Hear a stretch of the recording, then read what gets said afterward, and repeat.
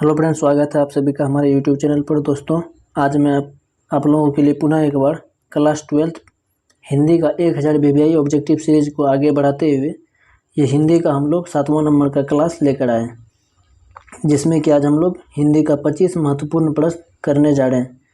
तो दोस्तों, यदि आप लोग इस चैनल पर नए जुड़े हैं तो कृपया चैनल को सब्सक्राइब करें और ज़्यादा से ज़्यादा शेयर करें। तो दोस्तों, मैं बता दूँ, इससे पहले हम लोग हिंदी का 6ठा क्लास किए थे, जिसमें कि हम लोग क्वेश्चन नंबर 50 तक सॉल्व किए थे। तो आज हम लोग उससे आगे बढ़ते हैं। तो दोस्तों, यदि आप लोग उस वीडियो को नहीं देखें तो कृपया जाकर के देख लें, जिसका प्लेलिस्ट बना हुआ है। तो चलिए फ्रेंड, आज के क्लास को हम लोग स्टार्ट करते हैं। तो आज का ये हमारा प्रश्न नंबर 51 है, बालकृष्ण भट्ट का जन्म हुआ था, यानी कि बालकृष्ण भट्ट का जन्म कब हुआ था। तो इस प्रश्न का जो आपका सही जवाब होगा वो होगा आपका ऑप्शन नंबर बी, यानी कि 23 जून 1844 ईस्वी को। यानी कि बालकृष्ण भट्ट का जन्म कब हुआ था, तो 23 जून 1844 ईस्वी को। अगला प्रश्न है हमारा प्रश्न नंबर 52। प्रश्न नंबर 52 है, पलटन का विदूषक कौन था। ऑप्शन ए आपके पास Hazara Singh, option B Mukhtar Singh, option C Wazira Singh, option D Kuldeep Singh. तो इस प्रश्न का जो आपका सही जवाब होगा वो होगा आपका option number C, Wazira Singh. यानी कि पलटन का विदूषक कौन था, तो वजीरा सिंह था। तो चलिए फ्रेंड, अब हम लोग अगले प्रश्न नंबर 53 को देखते हैं। प्रश्न नंबर 53 है हमारा, माटी के मूर्तें रचना किसकी है। ऑप्शन ए आपके पास Ramdhari Singh Dinkar, option C Rambriksh Benipuri, option C Gajanan Madhav Muktibodh, या फिर option number D R C Prasad Singh. तो इस प्रश्न का जो आपका सही जवाब होगा वो होगा आपका option number B, Ramvriksh Benipuri. यानी कि माटी की मूर्तें की रचना कौन की थी, रामवृक्ष बेनीपुरी साहब ने की थी। तो चलिए फ्रेंड, हम लोग अगले प्रश्न नंबर 54 को देखते हैं। प्रश्न नंबर 54 है हमारा, कौन सी कृति रामधारी सिंह दिनकर की लिखी हुई है। ऑप्शन ए आपके पास शुद्ध कविता की खोज, ऑप्शन बी पुनर्नवा, ऑप्शन सी स्मृति की रेखाएं, ऑप्शन डी कविता के नए प्रतिमान। तो इस प्रश्न का जो आपका सही जवाब होगा वो होगा आपका ऑप्शन नंबर ए, शुद्ध कविता की खोज। यानी कि इनमें से शुद्ध कविता की खोज की रचना रामधारी सिंह दिनकर ने की थी। प्रश्न नंबर 55 को देखते हैं। प्रश्न नंबर 55 है हमारा, अज्ञे के पिता का नाम था। ऑप्शन ए आपके पास Dayanand Shastri, option B doctor Hiranand Shastri, option C doctor Abhayanand Shastri, option D doctor Achyutanand Shastri. तो इस प्रश्न का आपका सही जवाब होगा वो होगा आपका option number B, doctor Hiranand Shastri. यानी कि अज्ञे जी के पिताजी का नाम क्या था, डॉक्टर हीरानंद शास्त्री। तो चलिए फ्रेंड, अब हम लोग अगले प्रश्न नंबर 56 को देखते हैं। प्रश्न नंबर 56 है हमारा, प्रथम विश्व युद्ध में इंग्लैंड किसके विरुद्ध लड़ा था। ऑप्शन ए आपके पास भारत के विरुद्ध, ऑप्शन बी ऑस्ट्रेलिया के विरुद्ध, option C America, option D Germany. तो इस प्रश्न का आपका सही जवाब होगा वो होगा आपका ऑप्शन नंबर डी, जर्मनी। यानी कि प्रथम विश्व युद्ध में इंग्लैंड जर्मनी के खिलाफ लड़ाई किया था। तो चलिए फ्रेंड, अब हम लोग अगले प्रश्न नंबर 57 को देखते हैं। प्रश्न नंबर 57 है हमारा, चंपारण में धांगड़ कहाँ से आए। ऑप्शन ए रांची से, ऑप्शन बी जमशेदपुर से, ऑप्शन सी छोटा नागपुर से, ऑप्शन डी आंध्र प्रदेश से। तो इस प्रश्न का जो आपका सही जवाब होगा वो होगा आपका ऑप्शन नंबर सी, छोटा नागपुर से। यानी कि चंपारण में जो धांगड़ आए थे वो छोटा नागपुर से आए थे। तो चलिए फ्रेंड, अब हम लोग अगले प्रश्न नंबर 58 को देखते हैं। प्रश्न नंबर 58 है हमारा, सिपाही की मौत किस एकांकी संग्रह से लिया गया है। तो ऑप्शन ए आपके पास ऊसर से, या फिर भोर का तारा से, या फिर रेशमी टाई से, या अंडे के छिलके तथा अन्य एकांकी से।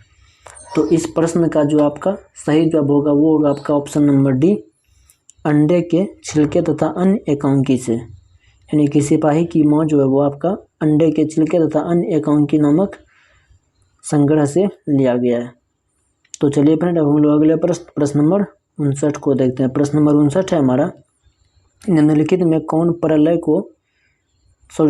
से कौन प्रलय की छाया के कवि हैं। ऑप्शन ए आपके पास Nirala, option B Pant, option C Jaishankar Prasad, option D Rajkumar Verma. तो इस प्रश्न का जो आपका सही जवाब होगा वो होगा आपका ऑप्शन नंबर सी, जयशंकर प्रसाद।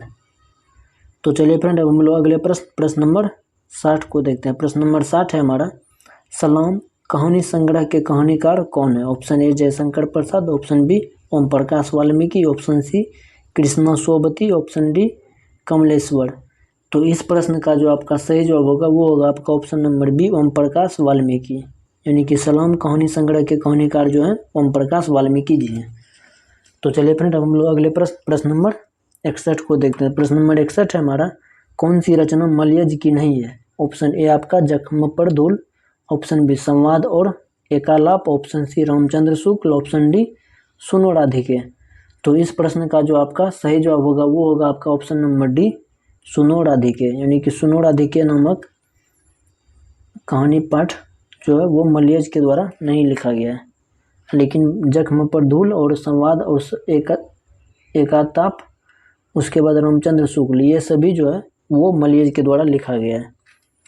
तो चलिए फ्रेंड, अब हम लोग अगले प्रश्न नंबर 62 को देखते हैं। प्रश्न नंबर 62 है हमारा, पंडित राम अवतार क्या थे? ऑप्शन ए आपके ज्योतिषी, ऑप्शन बी वैद्य, ऑप्शन सी राजनेता, ऑप्शन डी ज्योतिषी और वेद। तो इस प्रश्न का आपका सही जवाब होगा वो होगा आपका ऑप्शन नंबर डी ज्योतिषी और वैद्य। तो चलिए फ्रेंड, हम लोग अगले प्रश्न नंबर 63 को देखते हैं। प्रश्न नंबर 63 हमारा, जय कृष्ण मूर्ति का जन्म कब हुआ था? ऑप्शन आपके पास ए है 12 मई 1895, ऑप्शन बी 18 जून 1892, ऑप्शन सी 23 मई 1898 या फिर ऑप्शन नंबर डी 15 अगस्त 1902। तो इस प्रश्न का जो आपका सही जवाब होगा वो होगा आपका ऑप्शन नंबर ए 12 मई 1895 ईस्वी को, यानी कि जय कृष्ण मूर्ति का जन्म 12 मई 1895 ईस्वी को हुआ था। तो चलिए फ्रेंड, अब हम लोग अगले प्रश्न नंबर 64 को देखते हैं। प्रश्न नंबर 64 है हमारा, पद्मावत के रचनाकार हैं? Option A Jayasi, option B Surdas, option C Kalidas, option D Dinkar. तो इस प्रश्न का आपका सही जवाब होगा वो होगा ऑप्शन नंबर ए जयसी, यानी कि पद्मावत के रचनाकार कौन है? तो वो जयसी जी हैं।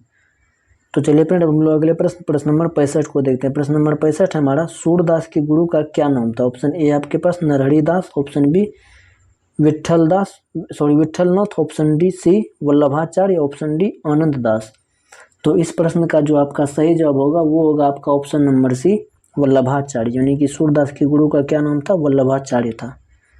तो चलिए फ्रेंड, अब हम लोग अगले प्रश्न नंबर 66 को देखते हैं। प्रश्न नंबर 66 है हमारा, तुलसीदास का मूल नाम क्या था? ऑप्शन ए आपके पास बम भोला, ऑप्शन बी राम बोला, ऑप्शन सी हरि बोला, ऑप्शन डी इनमें से कोई नहीं। तो इस प्रश्न का जो आपका सही जवाब होगा वो होगा आपका ऑप्शन नंबर बी राम बोला, यानी कि तुलसीदास का मूल नाम जो था वो राम बोला था। तो चलिए फ्रेंड, अब हम लोग अगले प्रश्न नंबर 67 को देखते हैं। प्रश्न नंबर 67 है हमारा, भक्तमाल के रचयिता कौन थे? Option A Kabirdas, option B Guru Nanak, option C Raidas, option D Nabhadas. तो इस प्रश्न का जो आपका सही जवाब हो जाएगा वो होगा आपका ऑप्शन नंबर डी नाभादास, यानी कि भक्तमाल के रचनाकार कौन थे? तो नाभादास थे। तो चलिए फ्रेंड, अब हम लोग अगले प्रश्न नंबर 68 को देखते हैं। प्रश्न नंबर 68 है हमारा, भूषण के पिता का नाम क्या था? ऑप्शन ए आपके पास Ratnakar Tripathi, option B Nandan Tripathi, option C Bhrigunandan Tripathi, option D Shatrughan Tripathi. तो इस प्रश्न का जो आपका सही जवाब हो जाएगा वो होगा option number A Ratnakar Tripathi, यानी कि भूषण के पिताजी का क्या नाम था? तो वो रत्नाकर त्रिपाठी उनका नाम था।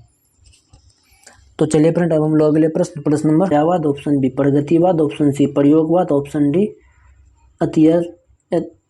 अति यथार्थवाद, ऑप्शन डी अति यथार्थवाद। तो इस प्रश्न का जो आपका सही जवाब हो जाएगा वो होगा आपका ऑप्शन नंबर ए छायावाद, यानी कि जयशंकर प्रसाद जो थे वो छायावाद के कवि थे। तो चलिए फ्रेंड, अब हम लोग अगले प्रश्न नंबर 70 को देखते हैं। प्रश्न नंबर 70 है हमारा, बिखरे मोती क्या है? ऑप्शन ए उपन्यास, ऑप्शन बी काव्य संकलन, ऑप्शन सी निबंध संकलन या फिर ऑप्शन नंबर डी कहानी संग्रह।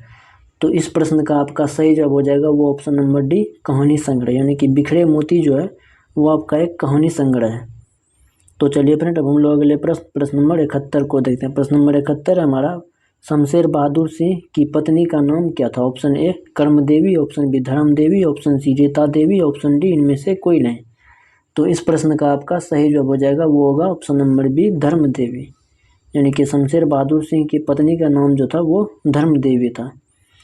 तो चलिए फ्रेंड, अब हम लोग अगले प्रश्न नंबर 72 को देखते हैं। प्रश्न नंबर 72 हमारा, मुक्तिबोध की माँ का नाम क्या था? Option A Putlibai, option B Parvatibai, option C Ambikabai, option D Radhabai. तो इस प्रश्न का आपका सही जवाब हो जाएगा वो होगा ऑप्शन नंबर बी पार्वतीबाई, यानी कि मुक्तिबोध यानी कि गजानन माधव मुक्तिबोध की माँ का नाम पार्वतीबाई था। तो चलिए फ्रेंड, अब हम लोग अगले प्रश्न नंबर 73 को देखते हैं। प्रश्न नंबर 73 हमारा, आशीर्वाद का संधि विच्छेद होगा। तो इस प्रश्न का आपका सही जवाब होगा वो होगा ऑप्शन नंबर बी 80 जोड़ वाद बराबर आशीर्वाद। तो चलिए फ्रेंड हम लोग अगले प्रश्न नंबर 74 को देखते हैं। प्रश्न नंबर 74 है हमारा, नायक किस संधि का उदाहरण है? तो नायक जो होगा वो होगा आपका अयादी संधि का एक उदाहरण होता है नायक। तो चलिए फिर हम लोग अगले प्रश्न नंबर 75 को देखते हैं। प्रश्न नंबर 75 हमारा, सदैव किस संधि का उदाहरण है? वो सदैव जो है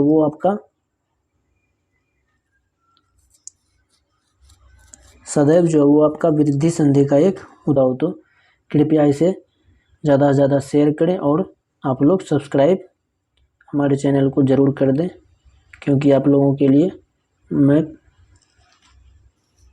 तो दोस्तों आज के लिए बस इतना ही। मिलते हैं फिर किसी अगले क्लास में। दोस्तों यदि आप लोगों को यह वीडियो हमारा अच्छा लगा हो तो कृपया इसे ज़्यादा से ज़्यादा